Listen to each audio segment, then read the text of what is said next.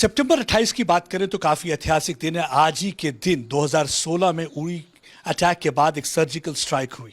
आज एक और सर्जिकल स्ट्राइक सरकार की तरफ से पीएफआई ऑर्गेनाइजेशन को बैन कर दिया। मेरे साथ इस समय फॉर्मर डीजीपी मिस्टर एसपी वैद है, उनसे बातचीत करते हैं।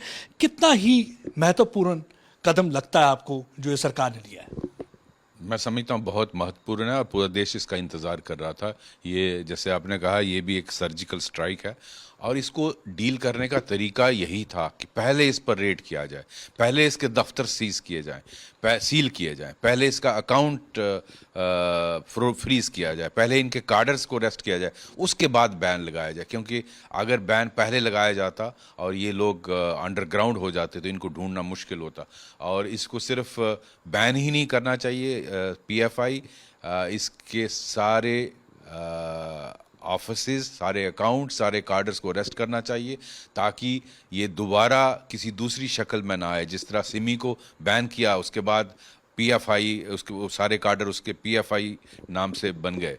तो ऐसा हमें इंश्योर करना है कि दोबारा कोई ऐसी ऑर्गेनाइजेशन ना बन कर आए।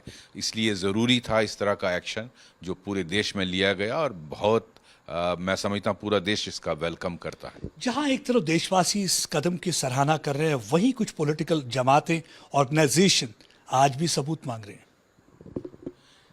क्या सबूत चाहिए? एक ऑर्गेनाइजेशन जो तालिबान टाइप इस्लाम इंडिया में लाना चाहता है, उसके लिए क्या सबूत चाहिए? एक ऑर्गेनाइजेशन जिसकी इंटेंशन बड़ी क्लियर है कि 2047 तक गजबाए हिंद करना है, यहाँ इस्लामिक रूल लाना है, क्या सबूत चाहिए? उसका अपना डॉक्यूमेंट कहता है। ये एक ऑर्गेनाइजेशन जो कहती है प्रधानमंत्री को असैसिनेट करना है, उसके लिए और क्या सबूत चाहिए?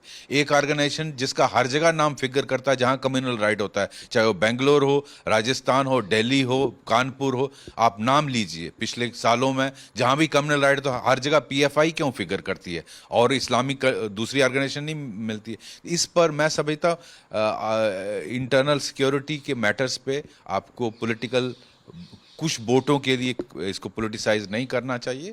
इसको मैं समझता हूँ इसके अगेंस्ट सफिशिएंट प्रूफ है और सभी पॉलिटिकल पार्टीज को देश के लिए इसका वेलकम करना चाहिए। आज भी कुछ पॉलिटिकल ऑर्गेनाइजेशन इसे सांप्रदायिक चश्मे से देख रहे हैं।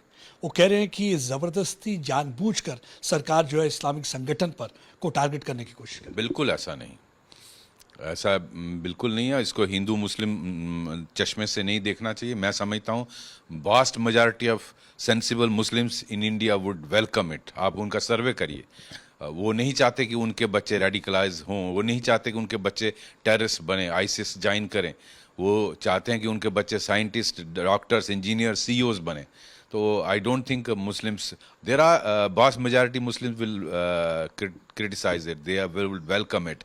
There are handful of radical elements, they need to be dealt sternly. क्या पैगाम देंगे ऐसी पॉलिटिकल जमातों को, ऐसे संगठन को और ऐसे नेताओं को जो इन इश्यूज पर, जो सिक्योरिटी के मामले हैं, इस पर भी सियासत करते हैं? आप सरकार को क्रिटिसाइज करिए ना डेवलपमेंट इश्यूज पे, आप सरकार को क्रिटिसाइज करिए जो पॉलिसी मैटर्स हैं, but not on national security, not on, you have sufficient evidence. इसका पैन इस्लामिक टेररिस्ट आउटफिट्स के साथ ताल्लुक है, चाहे वो टर्की का हो, बांग्लादेश का हो, आईसिस हो, अलकायदा हो। इसकी फंडिंग किस तरह से आती है, किस तरह से इंटेलिजेंटली इन्होंने फंडिंग करवाई है, जो लीगल चैनल से आती है और उसको यहाँ वायलेंस के लिए इस्तेमाल किया जाए। ये फॉरेन फोर्सेस के साथ इसका लिंक है, जो चाहते नहीं हैं कि भारत एक ग्लोबल पावर बने। प्राइम मिनिस्टर जी ने जो 15 अगस्त को कहा कि 2047 तक हम भारत को एक डेवलप्ड नेशन बनाएंगे, उसको रोकना चाहते हैं।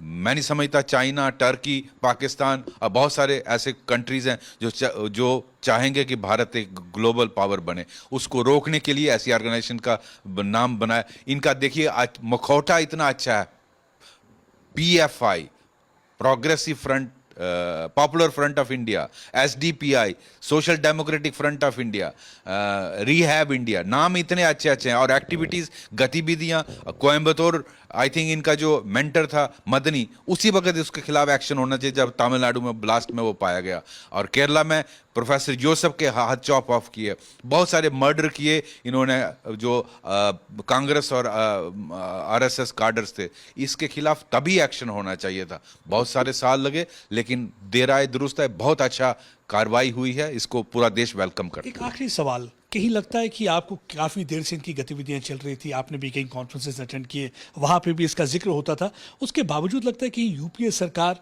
कहीं अपीजमेंट पॉलिटिक्स में इतनी ज़्यादा इन्वॉल्व थी कि उन्होंने कार्रवाई नहीं की, और अब हम कहीं देर आए दुरुस्त है?